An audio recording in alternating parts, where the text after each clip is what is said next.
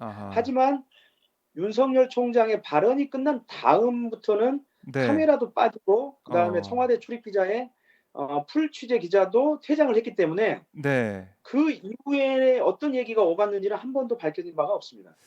그래서 저희 구영식 기자가 이 부분 어떤 얘기가 있었고 그 분위기가 어땠는지 그 구영식 기자가 심층 취재를 해서 오늘 이 현장 저희 방송에서 단독 공개를 할 텐데요.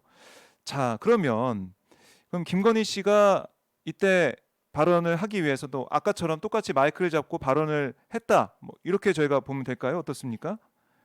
네네. 그러니까 보통 환담회 장소에서는 관례적으로 부인에게도 발언권을 줍니다. 네. 물론 그 언론의 취재 대상은 아니고요. 공개되는 장면이 아니고 임명장을 받은 사람의 부인이 발언을 할 수 있도록 마이크를 음. 건네줍니다. 그러면 부인이 임명장을 받은 그 인사의 부인이 간략하게 소감을 얘기를 하죠. 네. 그동안 그래 그게 왔다는 거고 그게 하나의 뭐 순서처럼 돼 있었다. 뭐 이런 말씀이시죠? 그렇죠. 그래서 그게 이제 보통 예. 관례적으로 하는 순서입니다. 그래서 김건희 씨도 마이크를 잡고 그러면 이 임명장 수여식에 대한 뭐 감사의 말이나 뭐 여러 가지 이 인사말 이 정도를 했을 거라고 생각을 하는데 어떻습니까? 어떻게 취재가 됐습니까?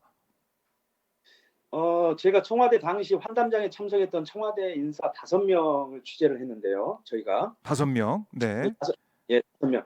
그러니까는 청와대에서는 굉장히 고위급 인사들이죠. 거기 환담장에 참석하는 인사들이 다 고위급 수석들, 음. 실장들, 보좌관들이기 때문에 상당히 이제 고위급 인사들이라고 할 수가 있는데요. 저희가 네. 그 환담 장소에 직접 참석했던 인사들 5명한테 얘기를 들어봤습니다. 어. 그랬더니 김건희 씨는 대통령의 6분, 윤석열 총장의 2분보다 네. 더 많은, 더 길게 어. 발언을 했다고 합니다.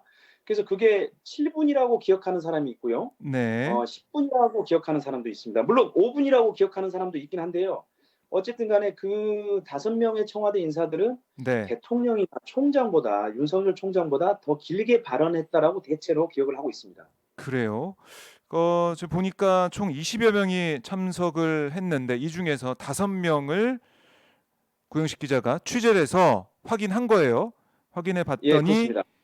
뭐 정확한 시간은 뭐 좀 엇갈리는 부분이 있지만 그래도 대부분이 발언 시간을 볼 때 문재인 대통령보다 또 윤석열 총장보다 더 많은 시간을 얘기했다. 예예. 그리고 어떤 보통 네. 이제 그 보통의 경우에는 그 임명장을 받는 인사의 부인한테 마이크가 들어갔을 때는 네. 사실 뭐 굉장히 떨리기도 하고 아무리 비공개지만 떨리기도 할 거 음. 아닙니까? 그래서 보통 그렇겠죠. 이제 의례적인 인사말을 하죠. 네. 이렇게 저희 남편에게 또는 저희 뭐 부인에게 이렇게 어. 남편에게 이런 기회를 주셔서 감사합니다. 남편이 저기 국정에 전념할 수 있도록 음.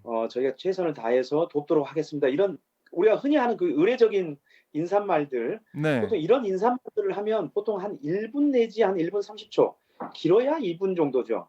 2분도 그렇겠죠. 상당히 긴 시간인데요. 네. 그렇게 좀 짧게 인사를 하는 게 관례인데 김건희 씨는 역시나 길게 그리고 상당히 자기주도적으로 어. 발언을 했습니다. 길게 또 자기 주도적으로 발언을 했다. 자기 네네네. 주도적 이게 발언할 부분이 그렇게 좀 없어 보이는데 사실은 총장 부인으로 이 자리에 참석해서 축하하는 자리였기 때문에 네네. 뭐 어떤 얘기를 했다는 겁니까? 그게 좀 취재된 게 있나요? 예예. 이제 김건희 씨가 거기서 인제 첫 번째로 제가 말씀드릴 거는 네. 첫 번째는 먼저 마이크를 받은 다음에 어 "문재인 대통령님 뒤를 돌아보세요."라고 얘기를 어, 했습니다. 문재인 대통령 뒤를 돌아보세요. 예. 왜 그랬을까요? 문재인 대통령 뒤를 돌아보세요. 뭐가 있었나요, 뒤에? 아니 보통 사실 대통령한테 예를 들어서 뭐 "뒤를 돌아봐 주세요." 이렇게 얘기하기가 사실 쉽지가 않지요. 그런 그렇죠. 자리에서 말이죠. 네. 근데 어쨌든 간에 마이크를 들고 음. "문재인 대통령님 뒤를 돌아보세요." 이런 얘기를 했단 말이에요. 이거는 마치 음. 뭐 사회자가 보통 이제 아 예. 그 보통 하는 말이죠. 그렇게 요청을 하죠. 요구를 하거나. 이게 참 그래서 인제 이해가 안 가는 게 그 자리에서 대통령한테 "뒤를 돌아보세요." 이런 말을 했다는 것 자체가 이게 좀 놀랍다는 생각이 드는데 네네네. 네. 그래서 인제 그러면 왜 뒤를 돌아보라고 했을까요? 그 뒤에 뭐가 있으니까 좀 "뭐 좀 봐 달라." 뭐 이런 거 맞습니다. 아니었습니까? 예 맞습니다. 뒤에는 김건희 씨가 직접 준비해 온 선물이 있었습니다. 선물이요? 예. 어떤 선물을 준비했나요? 이게 아마도 제가 기억하기로는 아마 2013 년으로 기억을 하는데요. 당시에 그 필립 할스만이라고 하는 유명한 사진 작가의 사진전이 있었어요. 네. 그때 그 사진전의 명칭이 점핑 위드 러브라고 하는 그런 사진전이 있었거든요. 네. 그 문재인 대통령이 그 전시회에 갔어요. 어 예 당시에는 이제 12 년도 대선이 끝나고 이제 네. 다시 국회의원으로 돌아오던 시절인데요. 그때 12월 달에 그 음 문재인 대통령께서 그 전시회에 관람을 하러 갑니다. 그리고 네. 거기에서 그 뒤에 배경 사진을 놓고 두고 그 아이들하고 손잡고 점핑을 해요. 네. 그런 예. 모습. 점핑을 하는 사진이 를 액자로 만들어서 가져온 게 바로 김건희 씨가 "대통령님 뒤를 돌아보세요."라고 해서 그 뒤에 어. 있었던 선물이 바로 그 점핑 위드 러브 전에서 아이들과 함께 손을 잡고 점핑했던 문재인 대통령의 그 사진이 들어 아. 있는 예. 바로 지금 화면에 나오는 바로 이겁니다. 자 이거를 예. 바로 어 액자로 만들어서 선물로 가져온 거죠. 그래서 "이거를 봐 달라. 선물 예예. 가져왔다. 봐 달라." 이렇게 얘기를 한 예. 거네요. 그게 그 굉장히 큰 사이즈예요. 그러니까 1 미터 곱하기 1.5 미터니까는 그 음. 상당히 좀 큰 편이죠, 액자가. 예. 그렇네요. 그거를 가지고 예. 와서 이제 대통령님에게 인제 선물로 전달한 거죠. 네. 이런 뭐 선물을 가져와서 전달하거나 이렇게 어떻게 보면 사회자처럼 자기가 메인인 것처럼 이렇게 이 행사를 끌고 가거나 이런 경우가 그전에도 있었나요? 어떻습니까? 취재해 보니까? 없습니다. 없나요? 이런 경우는 모르겠어요. 그러니까는 그 임명을 받은 부인이 어떤 선물을 준비해서 뭐 대통령께 드리는 경우가 있을지는 모르겠지만 그 선물 드리는 것도 굉장히 조심스러운 일이기 때문에 음. 상당히 쉽지가 않고요. 네. 그리고 이렇게 부인이 이렇게 그 오랫동안 발언을 하면서 또 이런 그 선물을 가져와서 일종의 약간의 인제 선물을 어쨌든 이제 설명을 했을 거 아닙니까? 이런 경우도 사실은 음. 굉장히 이례적인 경우죠. 거의 없는 경우라고 보시면 될 것 같습니다. 하하. 이 장소가 청와대였고 이 임명장을 받으러 온 그런 네. 상황에서 그리고 자신의 임명장이 아니라 자신 남편의 임명장을 받는 그 자리에 축하하는 네. 차담의 자리에 이렇게 마이크를 잡고 긴 시간 동안 또 선물을 가져와서 거기에 대한 설명도 하는 이런 모습들 글쎄요 좀 흔치 않다는 생각이 드네요. 그렇죠. 거의 사실 없는 경우라고 보면 될 것 같습니다. 그리고 네. 이렇게 길게 발언하는 경우도 없고요. 음. 그래서 인제 거기에 참석했던 인사는 네. 그런 장면들을 보면서 어. 상당히 인제 '섬찟했다.' 어. 예 섬찟 '섬뜩했다.' 섬뜩했다. 예 그런 표현을 쓰시더라고요. 그래요. 아니 이 발언 내용을 저희가 또 한번 살펴봐야 될 것 같은데 선물을 뭐 준 것뿐만이 아니라 대통령에 대한 일종의 뭐 품평도 했다. 이런 얘기도 어떤 있었나요? 어떻습니까? 대통령에 대해서 어떻게 얘기를 했냐면 네. 문재인 대통령님이 대통령이 되실 줄 알았습니다. 아. 다른 정치인들과는 다르다는 것을 느꼈어요. 네. 이렇게 발언을 했어요. 그러니까 마치 자기가 진작에 어떤 그 대통령이 될 거라고 생각을 하고 있었던 것처럼 아. 그렇게 얘기를 한 거죠. 그러니까는 모르겠습니다. 그러니까는 김건희 씨가 이렇게 점들을 많이 보고 그다음에 이런 법사나 도사들 그다음에 관상을 보는 분들 이런 분들하고 많이 어울리면서 어떤 그런 감각이 생겼는지는 모르겠지만 네. 물론 또 어떤 분은 신기가 있다고도 얘기를 했죠. 그리고 본인도 사실은 자기가 영적 기운이 있다고 얘기를 하지 않았습니까? 네.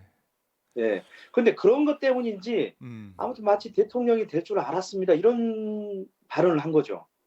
네. 글쎄요. 이게 좀 상식적으로 이해가 좀 안 되는데요. 이런 발언들이 이 자리에서 또 당사자가 그래서 있는 그 자리에서. 그래서 거기 있었던 또 다른 인사 얘기로는 네. 인제 속으로 자기가 그렇게 생각을 했답니다. 음. '아 이거 큰일 날 사람이네. 이거 어. 잘못하면 사고 칠 사람이네.' 이제 이런 얘기를 했다는 거예요. 이런 예. 생각을 했다는 거죠. 그리고 나서 인제 그 환담회가 끝나면서 같이 있던 인제 그 인사들한테 네. 저분 좀 사고 칠 것 같다." 어. 이렇게까지 얘기를 했던 기억이 난다. 이렇게 얘기를 했어요. 그러니까 이 김건희 씨가 선물을 주는 그 장면, 또 선물에 대해서 설명하는 그런 모습들, 또 대통령이 될 줄 알았다라고 문재인 대통령에 대해서 이른바 품평하는 듯한 그런 느낌 드는 그런 상황들, 이걸 봤을 때 뭐 큰일 낼 수도 있다. 뭐 큰일 날 사람이다. 이렇게 생각하는 사람이 그 참석 중에 있었다. 이런 말씀이신데요. 예. 예. 네, 저도 지금 말씀을 들으면서 이건 화면이 없으니까 상상을 좀 해보고 있습니다. 네네. 좀 글쎄요, 이게 좀 너무나 상식적이지 않은 일들이 그 자리에서 벌어지고 있어서 거기 한 20여 명의 사람들이 있었다고 하는데 다들 이건 좀 못 보던 그런 상황, 못 보던 그런 일들이 펼쳐지고 있다. 이런 생각은 아마 다들 조금씩 하지 않았을까 하는 생각이 드네요. 그래서 인제 그 김건희 씨의 그 서울의 소리와의 녹취록 등이 인제 공개되면서 네, 김건희 씨가 단순하게 내조형이 아니라 저희는 계속해서 그렇게 분석을 했지 않습니까? 자기 주도적인 사람이다. 뭐 그랬죠. 남편한테만 내조하는 그런 내조형 어 스타일이 절대 아니다라고 인제 계속 분석을 해 왔지 않습니까? 네, 사실은 그 분석과도 맞닿아 있는 어, 장면이었던 거죠, 그 환담회 장면이. 그래서 그렇네요. 거기에 참석했던 이제 또 한 인사는 그 최근에 녹취록과 이렇게 비교를 해 보면 뭐 자기는 남자고 윤석열은 여자다 뭐 이런 발언도 있었지 않습니까, 녹취록에. 네, 뭐 그런 것들을 봤을 때 이 김건희 씨가 청와대에 들어갔을 때 어, 과연 어떻게 했을까? 국정 운영을. 그러니까는 뭐냐면은 윤석열 총장이 만약에 대통령이 되면 사실은 이제 김건희 씨는 퍼스트 레이디가 되는 건데 그렇죠. 사실상 퍼스트 레이디 이상의 어떤 권력을 국정 운영에 운영 과정에 네. 행사할 여지가 있는 거 아니냐 이런 느낌까지 어. 들었다고 그래요. 그러면은 이게 임명장 수여식에서 보였던 김건희 씨의 그런 모습들, 이걸 알고 있는 사람이라면, 특히 저희가 지금 취재해서 여러분께 이 단독 공개를 하고 있는데, 이런 사항들을 알고 있는 사람들이라면 김건희 씨가 윤석열 후보에 있어서는 어떤 영향을 줄 수 있는 사람인지, 또 어떤 뭐 사람, 어떤 그런 여러 가지 외향적인 성격이고 또 어떤 가능성이 있는 그런 사람인지, 이런 것들을 다 판단을 할 수가 있었던 그런 하나의 단면적인 그런 모습을 보여주겠네요, 이 사실이. 예. 그래서 그 저희 취재에 응한 당시 환담회에 참석했던 청와대 인사가 이런 표현을 했는데요. 네. 저는 그게 상당히 그 인상 깊었습니다. 음. 그러니까 권력 서열을 이렇게 표현을 했습니다. 권력 서열이 네. 김건희 1 위, 윤석열 2 위, 어. 그다음에 윤석열 후보의 최측근이라고 할 수 있는 한동훈 현 사법연수원 부원장. 네. 이 세 사람이 권력 서열인데 거기에 음. 가장 앞선 권력 서열이 김건희다라는 그런 느낌이 들었다는 거죠. 하. 그러니까 이 7시간 녹취록이 나오기 전부터 우리가 이제 녹취록을 보고 많은 분들이 여러 가지 걱정을 하시는데, 근데 이 임명장 수여식 이후에 차담회까지 겪어본 사람들이라면 이거는 정말 김건희 씨가 뭔가 주도적으로 일을 벌릴 수도 있겠구나 이 생각을 했었을 것 같다라는 생각이 들고요. 그러니까 국민의힘에서 주장해왔던 그거죠. 지금 이게 대통령 선거인데 후보를 검증하고 후보에 대해서 얘기하지 왜 배우자에 대해서 이렇게 혹독하게 또 가혹하게 공격을 하냐 이런 취지의 주장을 국민의힘에서 하고 있는데 지금 이 구영식 기자가 취재했던 이 내용까지 들여다 보니까 김건희 씨를 검증하지 않고 김건희 씨에 대한 얘기를 하지 않고 그냥 넘어갈 수 없다 이런 얘기가 나올 수밖에 없네요. 어떻습니까? 예, 당연합니다. 아주 뭐 중요한 부분을 지적을 해 주셨는데요. 네. 저희가 지금 계속해서 지속적으로 일관되게 얘기 드리는 게 왜 김건희를 검증하느냐.